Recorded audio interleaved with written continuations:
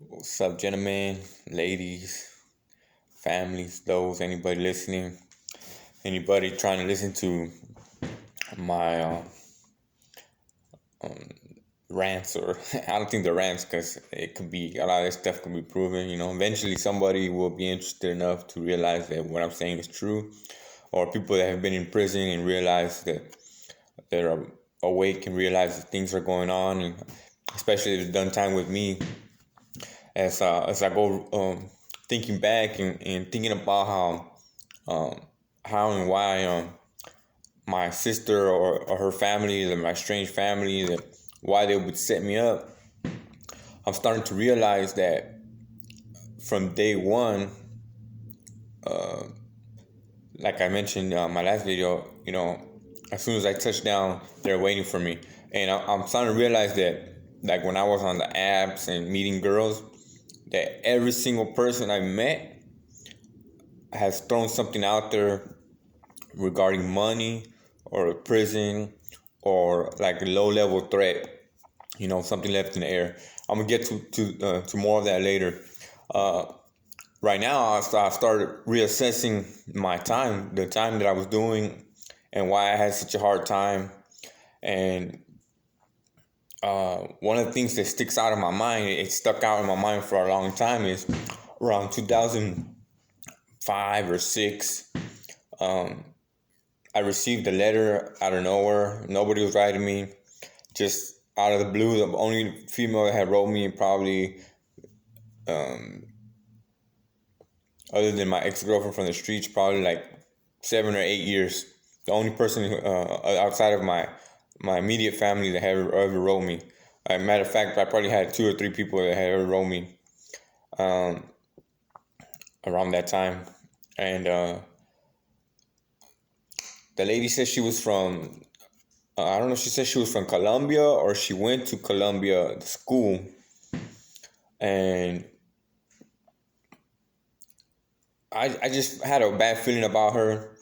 I was talking to her because I was anxious to talk to somebody, but then I realized that, you know, she was asking me weird questions and saying crazy things, and uh, uh, you know, and she kind of judged me off the top for being, in prison, and you know, kind of talking like if she knew me. And so I told her straight up, like, look, man, I'm in prison. I have no choice but to fight for mine and what's right, and that I was not gonna be a lamb amongst the sheep, amongst wolves, And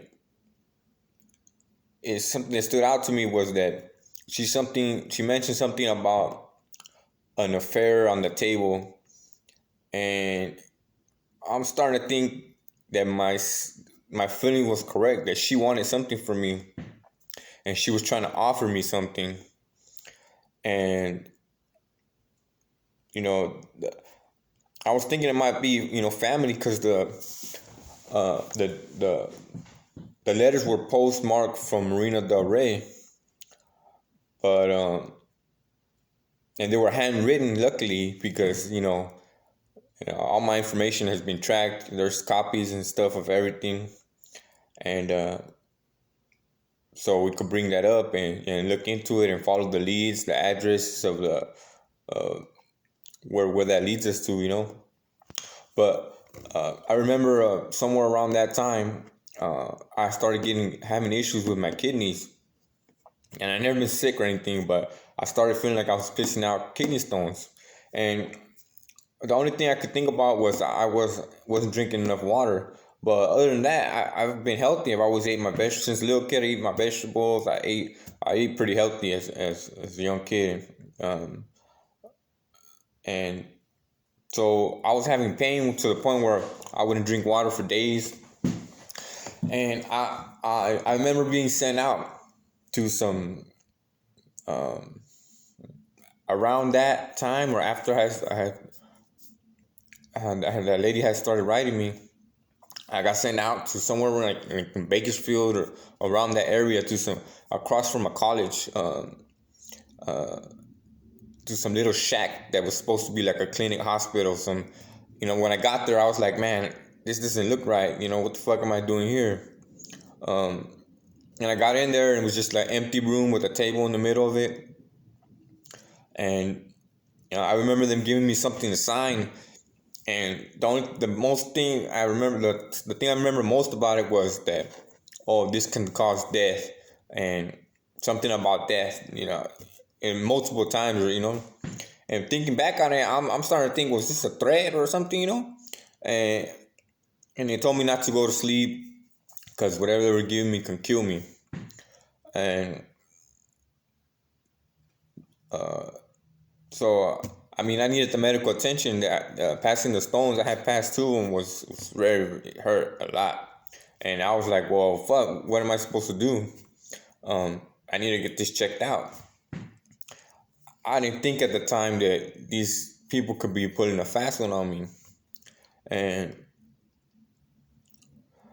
looking back on it, I believe that the letters were related to the procedure that they were giving me. I've had that same procedure done not too long ago, and I was asking questions, and it didn't match up with what had happened initially. The the stuff they put in me didn't look the same, didn't feel the same. There was no warnings. They say you're perfectly fine. No side effects, and it just didn't match up. And I remember around that time, I believe my mom had lost her house, and times were rough. And right after that is when I started the strikes about going single cell, and I believe that they were doing some type of tests on me or experiments on me. I don't know exactly what they were doing, but I have ideas that it has to do something with my eyes and something, and that was being studied. And the reason being is after this, a lot of people around me, I dealt with a lot of people in prison politics, outside of prison politics. It's just a part of life, you can't avoid it. A lot of people started falling, like, getting caught up with stuff, and I would get caught up with stuff, but and people started, making comments like I was telling, and I believe at that point, that somebody had made a deal with Sacramento.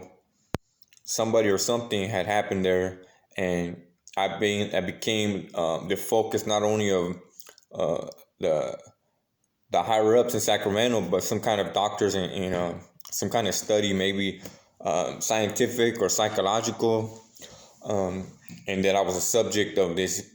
And I know for sure that they knew who I was ahead of time.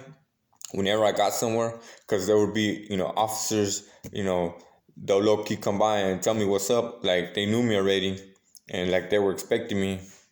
And this is like a day or two after I got there. I mean, so for sure they were talking about me. For sure I was on the map, and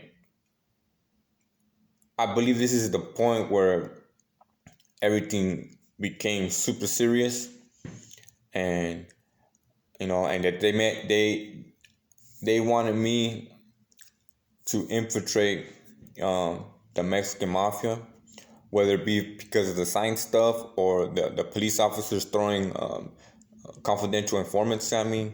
And the thing is, the officer would tell me, like, people are dropping paperwork on you, and you're supposed to get some kind of pink form saying that people are telling on you, and I never once got one, so that's a red flag. That's automatically telling me that these guys had a plan for me from the beginning, and they had a reason too, because I was, I'm not saying that I was the smartest guy around, but I was sparking the idea that we could beat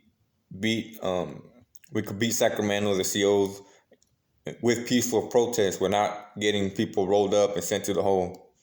And it might have took a long time, but you know, really, we could say that predated the nationwide hunger strikes. You know, they decided to do something peacefully as a unit, as one, all races, and so I believe that they knew at that point that I was smart enough to realize that if we got together, we could hold them at bay, and they tried to turn me into an informant, and when I refused. Not only did they do some type of studies or scientific stuff, they also were pressing me and sending people at me, or potentially putting me in situations where I would get in trouble and I would be subject to their law.